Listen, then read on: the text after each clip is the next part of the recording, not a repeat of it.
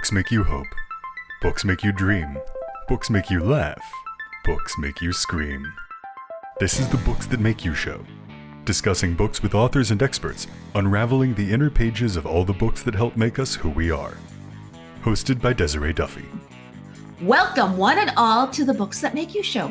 I'm your host, Desiree Duffy, and today we're talking about books that make you cope with trauma through graphic novels, especially for teens and young adults. Now, we often think of graphic novels or even comics as being fun stories, superheroes, supernatural characters. It's all fantasy and it's just to, have fun with it, right? Well, what if teens and young adults, and maybe some of us older adults, and maybe even kids, could actually find characters to identify with while reading graphic novels, and this could help them cope with different types of trauma and stress. Our guest is Janina Scarlet. She's a PhD, and she's the author of Dark Agents, Book 1, Violet and the Trial of Trauma. Yeah, check that out. She is a licensed clinical psychologist, and she was inspired by the X-Men, one of my favorites, to develop what she calls superhero therapy, which helps patients with anxiety and depression and PTSD and more. Now, Dr. Scarlet is the recipient of the Eleanor Roosevelt Human Rights Award by the United Nations Association for her work on superhero therapy. And we're going to get more into that as we delve into everything that she's got going on. Her work has been featured everywhere: Yahoo, BBC, NPR, CNN, CW, ABC, Huffington Post, New York Times, Forbes. There's too many to mention, but a lot of places. Very prolific. And she currently works at the Center for Stress and Anxiety Management in San Diego.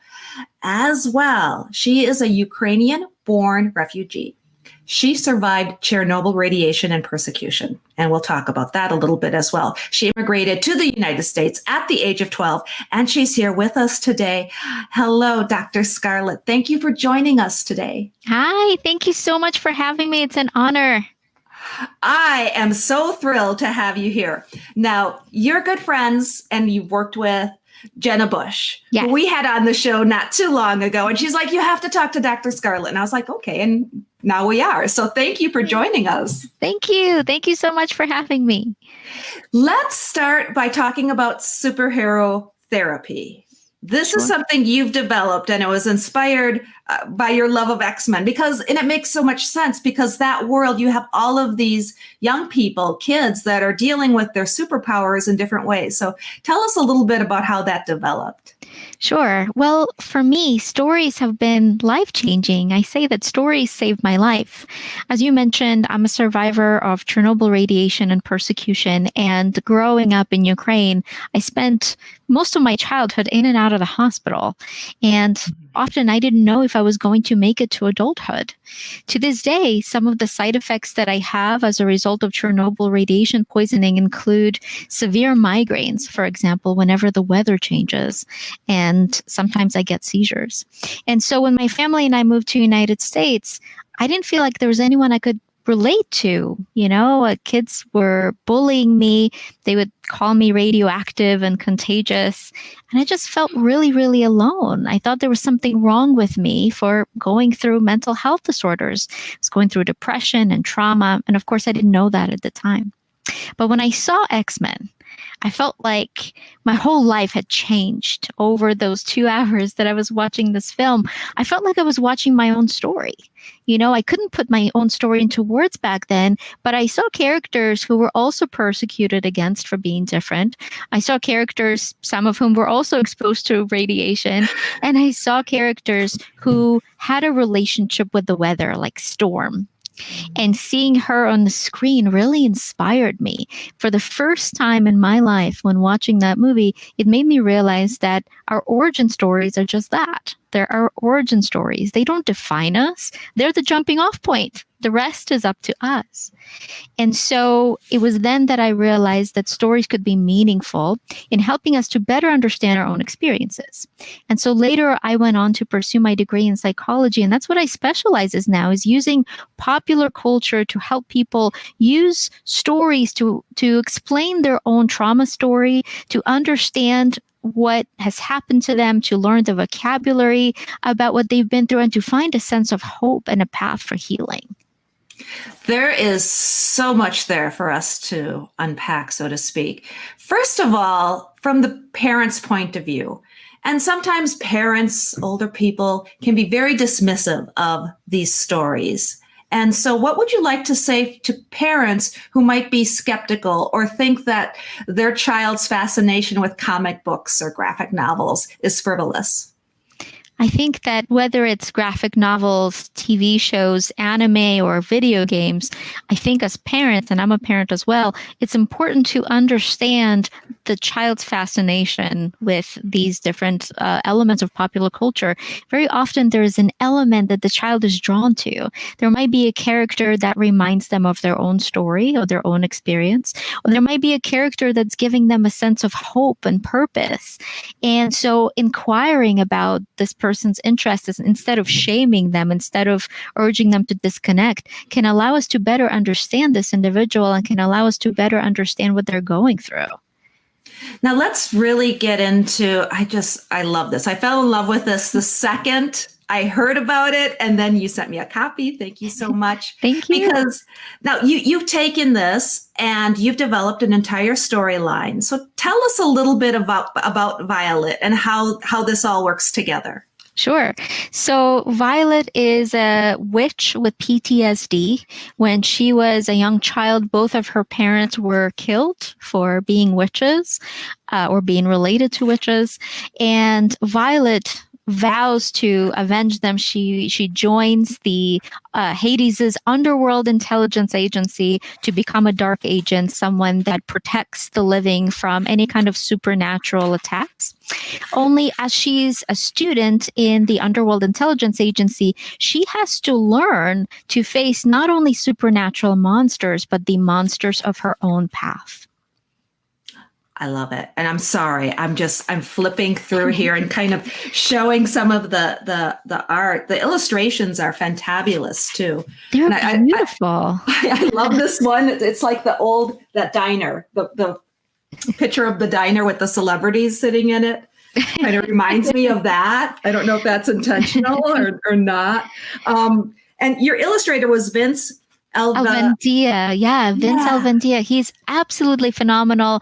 And we had a few other illustrators as well. We had Wellington Avs, who was a colorist, and Tom Zoller, who was the letterer. And all three of them did such a marvelous job with this graphic novel.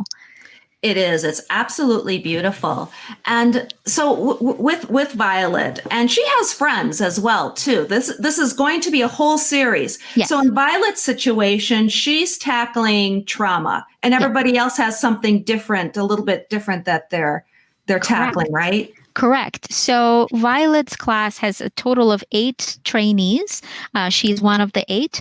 And there will be a total of 8 books. And so each one of the trainees will have their own book in which that particular character will be struggling with their own mental health difficulty. For example, there is a dragon who struggles with OCD. And so her book is planned to be next. And so we learn the world through that character's eyes, understanding their mental health struggle, as well as certain psychological skills that character will have to learn to better manage their difficulties. But we'll see the story continue through each of the characters' eyes along the way. So, and that's something too. So it's one thing for somebody to be able to identify with these characters and say, oh, that sounds like me. But then it takes it a little bit further too, in helping them actually cope with it and giving them advice, right? So in a lot of ways, the reader will hopefully be able to learn coping skills through seeing what the characters are doing. So in the first book, we see Violet sometimes going into therapy and learning mindfulness skills, for example, to help her manage her trauma. And so along the way, different characters will also be going to therapy. They will have therapy with Hera, and they will learn how to manage their challenges. And my hope is not only to teach the reader about how to cope with different challenges, but also to teach empathy, where if the reader might not be familiar with a particular disorder, but they might know somebody who's struggling with it, that they might learn how to empathize with that individual, how to support them. Oh, that seems so important. You were talking about your personal story, because kids do bully. They pick on kids that where they just don't understand is a big part of it, unfortunately. So I think that that's a really important thing too, that you're doing, is you're helping kids just to understand. And it might not even be another kid. It could be a family member or somebody that they know as well. Exactly. That's the hope. So let's talk a little bit. I think it's fascinating too, because of the fact that one of the reasons we love stories, just in general, is because that way we can slip into somebody else's skin and we have this degree of empathy that we might not normally have. I think that just, and studies have shown reading in general helps us develop those empathy skills and helps us understand other people and other cultures, everything. So how do you feel about, just from a storytelling perspective? Talk about that a little bit, your perspective on that. Yeah, well, I find that a lot of individuals worldwide are not generally taught about how to explain their emotions, how to talk about what they're going through. In fact, a lot of people have been shamed for going through something difficult. Some people might be told, hey, you're too sensitive. Other people have it worse than you. Calm down, right? These kind of statements don't help. They only make it worse. But if there is a character that we see on the screen or read about in the book, we might be able to say, hey, that's me. That's what I'm going through. And we might understand our own experience through the lens of another person or another character. And in fact, there are research studies that are showing that people who go through trauma often feel a stronger sense of connection to a fictional character than to their classmates, for example. And I think it's for that reason that the characters often reflect the kind of things that in some societies might be taboo to talk about. And so I think the more of these kinds of books and works of fiction that we can have, the more conversations people can have about what they're going through as well. Now, Violet in the book is 19 years old. So for all intents and purposes, this feels like young adult, teen.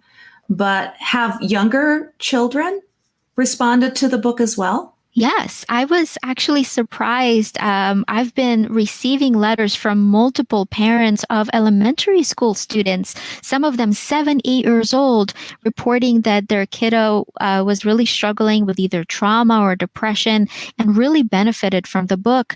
2 different sets of parents sent me letters saying that their child went through something horrific. In one case, it was a case of assault. And when this particular child read the book, this kiddo really related to Violet and really wanted to read more, and apparently was really benefiting from reading about how Violet coped with certain traumatic experiences and saw herself represented in this character. Wow, that has to feel so rewarding, and just like you've done the thing, right?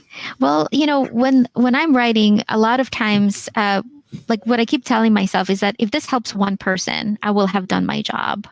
And so it was just the most unbelievable feeling to know that these books have been helpful. That's what they're there for. Mm-hmm. Now, and like we said before, there's a whole series coming out. Do you want to talk a little bit about, I know you mentioned the dragon and everything. Talk a little bit more about, the series as a whole. Set the stage for us. Sure. Thank you. So the series starts off as these 8 trainees, some of whom are humans, some of whom are supernatural beings, all training in Hades' underworld intelligence agency to become dark agents. Only along the way, they're they are going to find themselves in the middle of a war of the gods, kind of like the second Iliad, if you will. And they're going to have to make very difficult decisions, and they're going to find themselves kind of caught in the middle, and all of their skills will be brought to the test.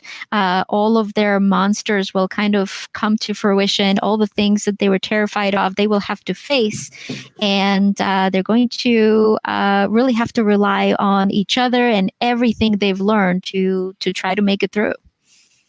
That's a great theme that I love in this book. And even just in a lot of the superhero mythos, X-Men, for example, you're not only teaching children and people who read it that, yes, there's different ways that you can cope and you can, get to know one another this way. But it's also a way to understand that working together, teamwork, building alliances and helping each other is so important, right?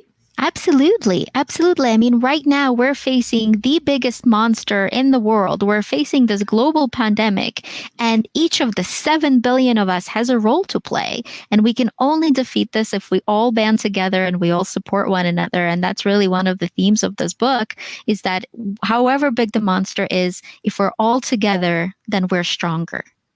Now, as a clinical psychologist, I have to assume that, yes, right now with the world, everything going on, that you're probably seeing a lot of people that are coming to you with stress, anxiety. It's hard to cope right now, isn't it?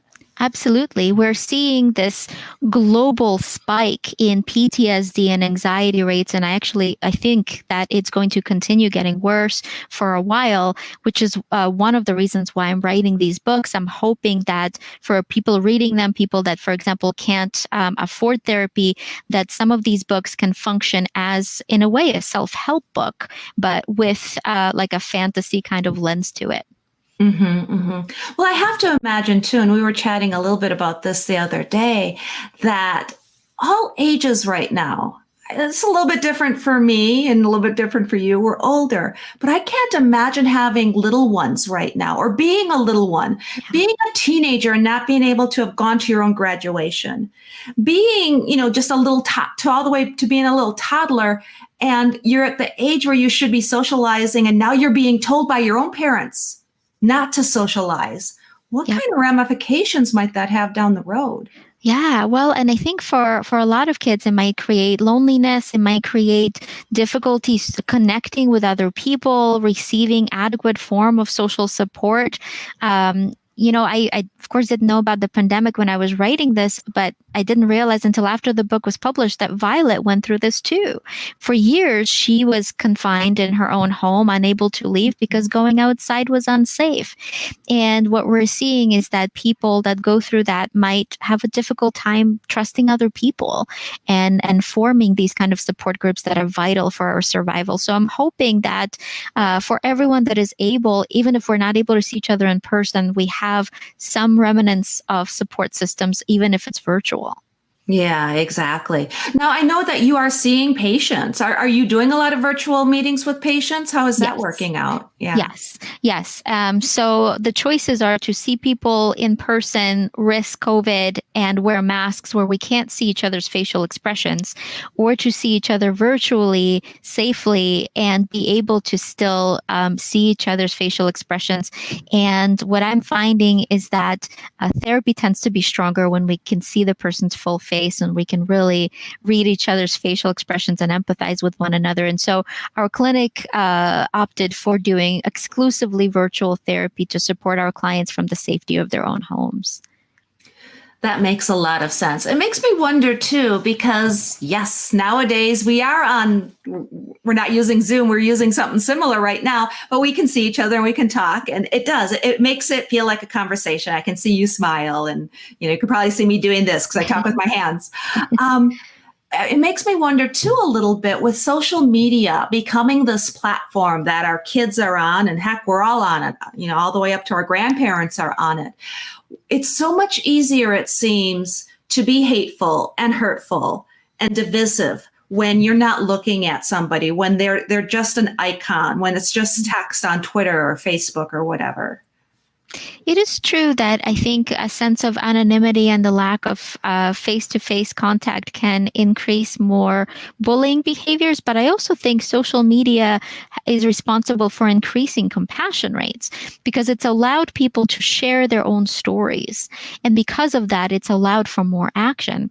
I had a client, for example, that started kind of like a form of a Me Too website for her school in order to help kids share their stories to prevent further sexual assault.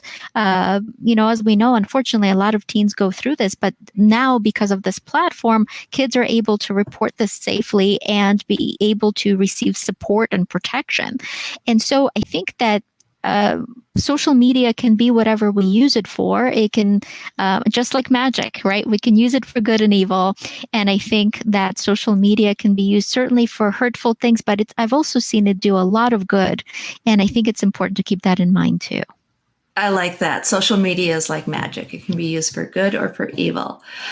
You brought up something interesting with so many kids as well and parents doing remote learning right now or some kind of hybrid. Maybe they go in and they're still social distancing.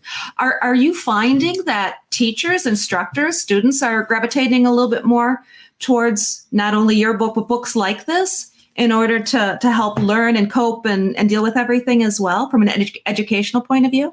Yeah, I'm finding that, a lot of teachers and students are reading more lately and also watching more shows, just kind of, again, as a sense of connection.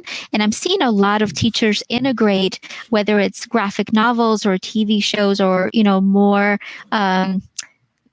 kind of other types of books like fantasy books into teaching to help kids understand things from different perspectives.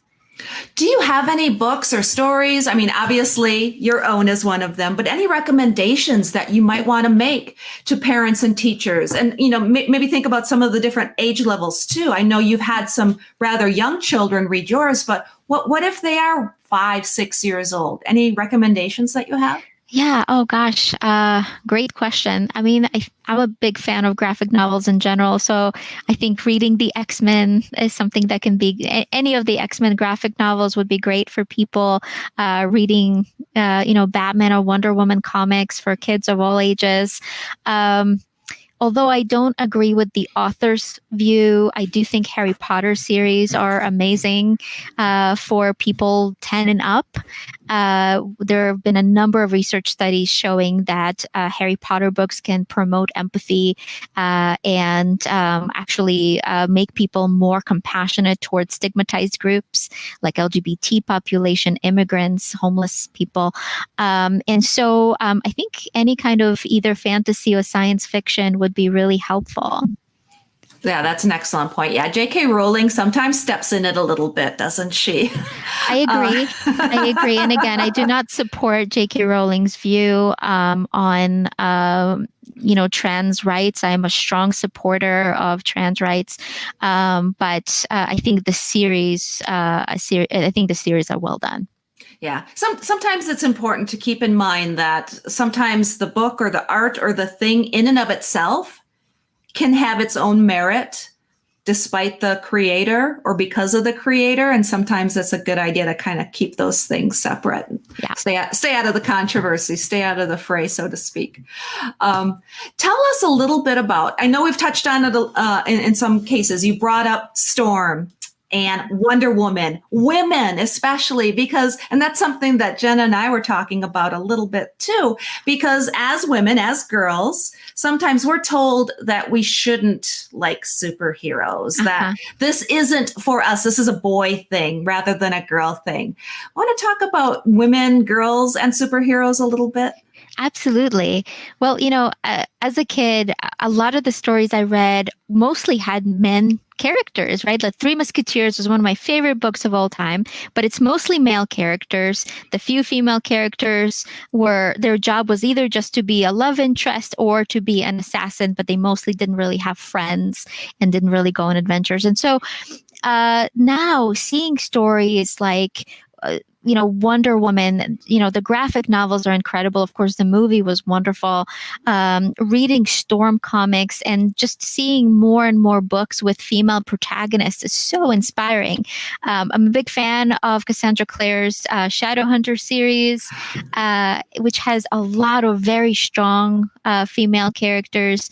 And so I think we need more books like it that show that show girls in the position of power, because as girls growing up and as women, we need to see this kind of representation to let us know that girls can be powerful, girls can have adventures, and girls can also stand up for what they believe in.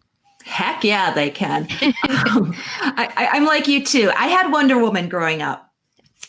That was it. Just Wonder Woman. And it was so cool seeing that on the big screen a few years ago and just remembering and seeing her evolve too. Because even back in the day, she was just kind of very sexy. She was a very sexy superhero and she had a rope and an invisible jet. And it was kind of like, well, she doesn't have the cool things like the guys do, right? So it's really neat to see that evolve and also to kind of break those stigmas. Absolutely. Absolutely. And I think this is where the updated, the recent remake of She-Ra, I don't know if you've seen it. It did so well. 95% of the cast is female and completely diverse all across the spectrum, including LGBT spectrum and body spectrum and skin spectrum. And it's so well done. It's such a great story. So if any of you out there have not seen it, I highly recommend it.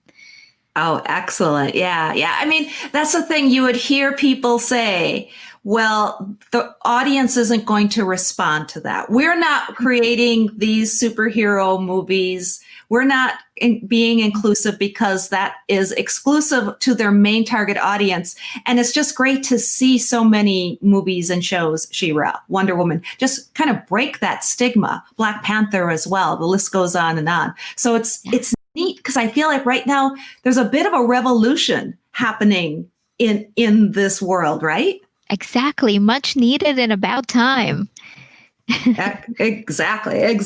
Okay, we've got a few minutes left here. Tell us what's coming next. What are you working on next? Thank you. So I've just published a book called Superwomen, since we're talking about women. It is a self-help book for women who have struggled with depression, anxiety, trauma, misogyny, etc. It just released in the UK recently. It's coming out to the US in April of next year. And I've just finished writing a book to help folks who are struggling with PTSD as a result of COVID. That's called Super Survivors. And that book is coming out at the end of the year. Amazing. You are so prolific. You have so much going on. Just amazing. Thank you so much, Dr. Scarlet, for being here today. Can you give us social media, your website, all of that kind of stuff? Where can people find you? Absolutely. Thank you again for having me. My website is superhero-therapy.com. On Twitter, I am at Shadow Quill like a feather. And on Instagram, I am Dr. Janina Scarlet Official. I love it. Thank you again for being here. Dark Agents is the name of your graphic novel. And we have Violet and the Trial of Trauma as the first book in the series. Many more are coming out. Can't wait for them. Dr. Scarlet, thank you again for being here today. I appreciate it so much. Thank you so much. You bet. And once again, everybody, thank you for joining us on the Books That Make You show.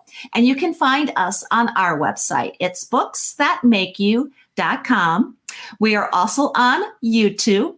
You can check out all of the past shows there, as well as on the website. And while you're on the website, sign up for our newsletter.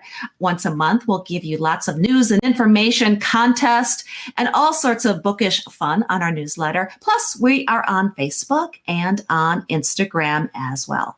Until next time, please enjoy all of the books that make you exactly who you are. The executive producer for Books That Make You is Desiree Duffy. Produced and sound mastered by Phil Giangrande. Engineering by Dave Nabox. Social media and promotion by Bree Sweeter. For more, visit booksthatmakeyou.com.